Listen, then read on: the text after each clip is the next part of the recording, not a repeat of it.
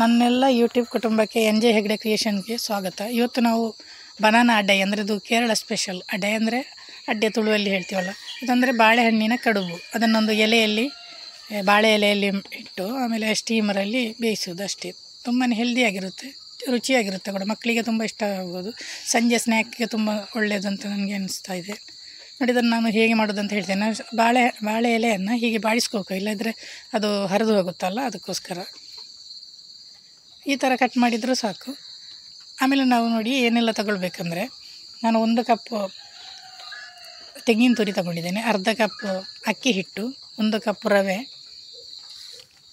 ಬಾಂಬೆ ರವೆ ಅದು ಒಳ್ಳೆಯದು.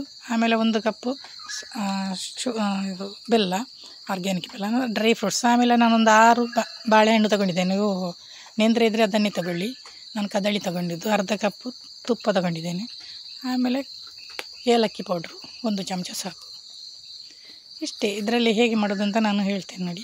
ತುಂಬಾ ಚೆನ್ನಾಗಿರುತ್ತೆ, ರುಚಿಯಾಗಿರುತ್ತೆ, ಸಿಹಿಯಾಗಿರೋದ್ರಿಂದ ಮಕ್ಕಳಿಗೆ ಕೂಡ ತುಂಬ ಇಷ್ಟಪಡ್ತಾರೆ. ನಾನು ಬಾಳೆಹಣ್ಣನ್ನು ಈ ಥರ ಕಟ್ ಮಾಡಿದ್ದೇನೆ. ನೀವು ಅದನ್ನು ಸ್ಟೀಮರಲ್ಲಿ ಬೇಯಿಸ್ಬೋದು ಬೇಕಾದರೆ, ನಾನು ಬೇಯಿಸ್ತಾ ಇಲ್ಲ, ಅದರಲ್ಲಿ ಬೇಯುತ್ತಲ್ಲ. ಆಮೇಲೆ ನಾನು ಬೆಲ್ಲಕ್ಕೆ 2 ಕಪ್ ನೀರು ಹಾಕಿ ಅದು ಕರಗಿದರೆ ಸಾಕಷ್ಟೇ. ಬೆಲ್ಲದ ಸಿರಪ್ ಮಾಡಿಕೊಂಡ್ರೆ ಆಯಿತು. ನಾವು ಅದಕ್ಕೆ ಹಾಕೋದಕ್ಕೆ ಅಷ್ಟೇ. ನಾನು ಉಪ್ಪು ಹಾಕ್ಕೊಂಡಿಲ್ಲ ಇದಕ್ಕೆ, ಯಾಕಂದರೆ ಬೆಲ್ಲದಲ್ಲೇ ಇರುತ್ತಲ್ಲ ಅಂತ. ಬೇಕಾದರೆ ನೀವು ಚಿಟಿಕೆ ಉಪ್ಪು ಹಾಕೋಬೋದು. ನಂತರ ಸ್ವೀಟ್ ಮಾಡೋದಿದ್ರೆ ಸ್ವಲ್ಪ ಚಿಟಿಕೆ ಉಪ್ಪು ಹಾಕ್ಕೊಂಡ್ರೆ ಒಳ್ಳೆಯದಂತ ಹೇಳ್ತಾರಲ್ಲ, ಹಾಗೆ. ಆಮೇಲೆ ಇನ್ನೊಂದು ಕಡೆಗೆ ನಾನು ಸ್ವಲ್ಪ ತುಪ್ಪ ಹಾಕೋತಾ ಇದ್ದೇನೆ. ತುಪ್ಪದಲ್ಲಿ ನಾವು ಡ್ರೈ ಫ್ರೂಟ್ಸನ್ನು ಸ್ವಲ್ಪ ಫ್ರೈ ಮಾಡ್ಕೋಬೇಕು, ಅಂದರೆ ಅದು ಉಬ್ಬಿ ಬಂದರೆ ಸಾಕು. ಇದು ದ್ರಾಕ್ಷಿ ಇದೆಲ್ಲರಿಗೂ ಗೊತ್ತಿರುತ್ತಲ್ಲ.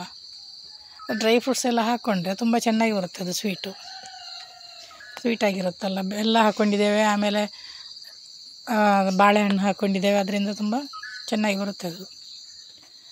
ಆಮೇಲೆ ನಾನು ನೋಡಿ ಬಾಳೆಹಣ್ಣನ್ನು ಫ್ರೈ ಮಾಡ್ತಾ ಇದ್ದೇನೆ. ನಾನು ಹೇಳಿದ್ನಲ್ಲ ಮೊದಲೇ, ಇದು ಬಾಳೆಹಣ್ಣನ್ನು ನೀವು ಸ್ಟೀಮರಲ್ಲಿ ಬೇಯಿಸ್ಬೋದು. ಕೆಲವರೆಲ್ಲ ಬೇಯಿಸಿ ಗ್ರೈಂಡ್ ಮಾಡ್ಕೋತಾರೆ, ಹಾಗೂ ಮಾಡ್ಕೋಬೋದು. ಆದರೆ ಹೀಗೆ ಮಾಡಿಕೊಂಡ್ರು ಏನೂ ಗೊತ್ತಾಗೋದಿಲ್ಲ, ಯಾಕಂದರೆ ಅದು ನಮಗೆ ಬಾಳೆಹಣ್ಣೇನು ಬಾಯಲ್ಲಿ ಸಿಗೋದಿಲ್ಲ, ಅದು ಕರಗಿ ಹೋಗುತ್ತೆ ಅದು. ಇವಾಗ ನಾನು ತೆಂಗಿನ ತುರಿ ಹಾಕ್ತಾ ಇದ್ದೀನಿ. ತೆಂಗಿನ ತುರಿ ಹಾಕಿ 1-2 ನಿಮಿಷ ಆದಮೇಲೆ ಅಕ್ಕಿ ಹಿಟ್ಟು, ರವೆ ಎಲ್ಲ ಹಾಕೋಬೋದು ಒಟ್ಟಿಗೆ. ಸ್ವಲ್ಪ ಡ್ರೈ ಅನ್ನಿಸಿದರೆ ನೀವು ಸ್ವಲ್ಪ ತುಪ್ಪ ಹಾಕೋಬೋದು, ಅದು ಇದರಲ್ಲಿ ಬೇಯುತ್ತೆ. ನೋಡಿ, ಇದು ಸ್ವಲ್ಪ ಬಾಡಿದೆ. ಇವಾಗ ನಾನು ಅಕ್ಕಿ ಹಿಟ್ಟು ಹಾಕೋತಾ ಇದ್ದೀನಿ. ಅಕ್ಕಿ ಹಿಟ್ಟನ್ನು ಕೂಡ ಸ್ವಲ್ಪ ಮಿಕ್ಸ್ ಮಾಡ್ಕೊಂಡು ಫ್ರೈ ಮಾಡ್ಕೋಬೇಕು ಅದರಲ್ಲೇ. ಇವಾಗ ಸ್ವಲ್ಪ ಡ್ರೈ ಅಂತ ಅನ್ನಿಸಿದರೆ ನೀವು ಸ್ವಲ್ಪ ತುಪ್ಪ ಹಾಕೋಬೋದು. ಹಾಗೆ ಇವಾಗ ನಾನು ರವೆ ಕೂಡ ಹಾಕೋತಾ ಇದ್ದೀನಿ. ಸ್ವಲ್ಪ ಡ್ರೈ ಅನ್ನಿಸ್ತಾ ಇದೆಯಲ್ಲ, ಸ್ವಲ್ಪ ಹಾಕೋಬೋದು ತುಪ್ಪ. ನೋಡಿ, ಇವಾಗ ನಾನು ಬೆಲ್ಲದ ಸಿರಪ್ ಹಾಕ್ತಾ ಇದ್ದೀನಿ. ನೀವು ಮುಂಚೆ ಬೇಕಾದರೂ ಸ್ವಲ್ಪ ಹಾಕೋಬೋದು, ಡ್ರೈ ಅಂತ ಅನಿಸಿದರೆ. ತುಂಬ ಡ್ರೈ ಆಗ್ತಲ್ಲ ಕೆಲವೊಮ್ಮೆ, ಆವಾಗ ಸ್ವಲ್ಪ ಸಿರಪನ್ನೇ ಹಾಕ್ಕೊಂಡು ಇದು ಮಾಡ್ಬೋದು. ನಾನಿವಾಗ ಪೂರ್ತಿ ಹಾಕೋತಾ ಇದ್ದೀನಿ. ನಾವು ಕೈ ಬಿಡದೆ ಕೈ ಆಡಿಸ್ತಾ ಇರಬೇಕು, ಇಲ್ಲಾಂದರೆ ಅದು ತಳ ಹಿಡಿಯುತ್ತೆ.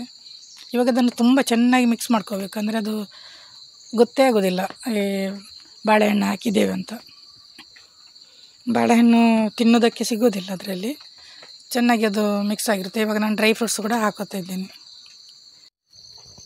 ಇವಾಗ ಕೊನೆಯಲ್ಲಿ ಏಲಕ್ಕಿ ಪೌಡ್ರ್ ಹಾಕೋತಾ ಇದ್ದೀನಿ. ಇಲ್ಲಿಗೆ ಆಯಿತು ನಮ್ಮದು ಪ್ರೊಸೆಸ್, ಒಂದು ಮುಗೀತು. ಆಮೇಲೆ ನಾವು ಬಾಳೆ ಎಲೆ ಸ್ವಲ್ಪ ನಾನು ತುಪ್ಪ ಕೂಡ ಹಾಕೋತಾ ಇದ್ದೀನಿ. ತುಪ್ಪ ಹಾಕ್ಕೊಂಡ್ರೆ ಲಾಸ್ಟಲ್ಲಿ ಟೇಸ್ಟ್ ತುಂಬ ಚೆನ್ನಾಗಿ ಬರುತ್ತಲ್ಲ, ಹಾಗೆ. ಇವಾಗ ನಮ್ಮದು ಹಿಟ್ಟು ರೆಡಿ ಆಯಿತು. ಇನ್ನು ಇದನ್ನು ಬಾಳೆ ಎಲೆಯಲ್ಲಿ ಮಡಿಸಿ ಇಡೋದಷ್ಟೇ ಸ್ಟೀಮರಲ್ಲಿ, ಒಂದು 20 ನಿಮಿಷ. ಅಂದರೆ ಮೊದಲೇ ನೀವು ಸ್ಟೀಮರ್ ಇಟ್ಟರೆ ಒಂದು 10 ನಿಮಿಷ ಸಾಕು, ಸ್ಟೀಮ್ ಬರ್ತಾಯಿದ್ರೆ. ಇಲ್ಲಾಂದರೆ ಒಂದು 20 ನಿಮಿಷ, 15-20 ನಿಮಿಷ ಬೆಂದರೆ ಸಾಕು. ನೋಡಿ, ಬಾಳೆ ಎಲೆಗೆ ಸ್ವಲ್ಪ ತುಪ್ಪ ಸವರಬೇಕು. ಆಮೇಲೆ ಅದನ್ನು ಟ್ರಯಾಂಗಲ್ ಶೇಪಲ್ಲಿ ಕೂಡ ಮಾಡ್ಬೋದು. ನಾನಿಲ್ಲಿ ಉದ್ದಕ್ಕೆ ಮಡಿಸಿದ್ದೀನಿ.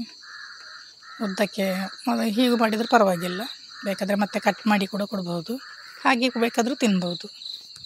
ನಾನೊಂದು 15-20 ನಿಮಿಷ ಇಟ್ಟಿದ್ದೀನಿ. 15 ನಿಮಿಷ ಸಾಕು, ಚೆನ್ನಾಗಿ ಸ್ಟೀಮ್ ಬಂದರೆ ಸಾಕು. ಅದು ಆಲ್ರೆಡಿ ಬೆಂದಿರುತ್ತಲ್ಲ, ಅದರಿಂದ ತೊಂದರೆ ಇಲ್ಲ. ನೋಡಿ, ಬಾಳೆ ಎಲೆಯಲ್ಲೆಲ್ಲ ಮಡಚಿ ಆಯಿತು. ಇನ್ನು ಸ್ಟೀಮರಲ್ಲಿ ಇಟ್ಟರೆ ಆಯಿತು. ನಾವು ಇಡ್ಲಿ ಪಾತ್ರೆ ಹೇಳ್ತೀವಲ್ಲ, ಅದರಲ್ಲಿ ಇಟ್ಟರೆ ಆಯಿತು. ಒಂದು 15 ನಿಮಿಷ ಚೆನ್ನಾಗಿ ಬೆಂದರೆ ಸಾಕು. ಆಲ್ರೆಡಿ ಬೆಂದಿರುತ್ತೆ ಅದು, ಅಂದರೆ ನಾವು ಫ್ರೈ ಮಾಡಿದ್ದೇವಲ್ಲ, ಬಾಣಲೆಯಲ್ಲೆಲ್ಲ ಇದು ಮಾಡಿದ್ದೇವೆ, ಅದರಿಂದ ಏನು ಇದರಲ್ಲಿ ನಮಗೆ ಬಾಳೆಹಣ್ಣೇನು ಬಾಯಿಗೆ ಸಿಗೋದಿಲ್ಲ, ಗೊತ್ತಾಗೋದಿಲ್ಲ. ಬೇಕಾದರೆ ನೀವು ಮೊದಲೇ ಬಾಳೆಹಣ್ಣನ್ನು ಬೇಯಿಸಿ ಆಮೇಲೆ ಅದನ್ನು ಗ್ರೈಂಡ್ ಮಾಡಿ ಅದಕ್ಕೆ ಹಾಕೋಬೋದು. ಆದರೆ ಏನು ಹೀಗೆ ಮಾಡಿದರೂ ಪರವಾಗಿಲ್ಲ. ನೋಡಿ 15 ನಿಮಿಷ ಆಯಿತು. ಇವಾಗ ನಮ್ಮದು ಬನಾನಾ ಅಡೈ, ಬಾಳೆಹಣ್ಣಿನ ಕಡಬು ರೆಡಿ ಆಯಿತು.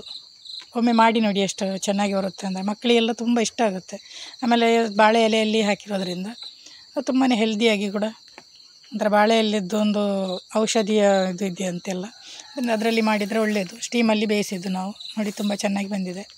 ರುಚಿ ಕೂಡ ಅಷ್ಟೇ ಚೆನ್ನಾಗಿದೆ. ಏಲಕ್ಕಿ ಪೌಡ್ರದ್ದು ಅದರದ್ದೆಲ್ಲ ಪರಿಮಳ ಎಲ್ಲ ಚೆನ್ನಾಗಿ ಬರುತ್ತೆ. ಹಾಗೆ ಒಮ್ಮೆ ದಯವಿಟ್ಟು ನನ್ನ ರೆಸಿಪಿ ಎಲ್ಲ ಮಾಡಿ ನೋಡಿ, ಹಾಗೆ ಕಮೆಂಟ್ ಮಾಡಿ, ಹಾಗೆ ಸಬ್ಸ್ಕ್ರೈಬ್ ಆಗೋದನ್ನು ಮರಿಬೇಡಿ. ವಂದನೆಗಳು. ನಮಸ್ಕಾರ, ನವೀನ್ ಪಾಟೀಲ್ ನಿಕ್ಲೇಡ್ ದಾತಿನ ಕುಸಲ್ ದರ್ಸೆ ಜಂಜೆ ಎಗ್ಡೆ ಕ್ರಿಯೇಷನ್ಸ್ ನಿಕ್ಲೆಗೆ ಯೂಟ್ಯೂಬ್ ಮತ್ತೊಂದು ಚಾನಲ್ ಬರೋದು ಜಾರ್ನಂಜಿ ಯೂಟ್ಯೂಬ್ ಬರ್ಪನ ಚಾನಲ್ ನಿಕ್ಲೊಂಜಿ ತೂದು ಐಕ್ ಸಬ್ಸ್ಕ್ರೈಬ್ ಆದ ಬೆಲ್ ಬಟನ್ ಒತ್ತು ಅವರಿಗೆ ಸಪೋರ್ಟ್ ಮಾಡ್ಕೊಳ್ಳಿ.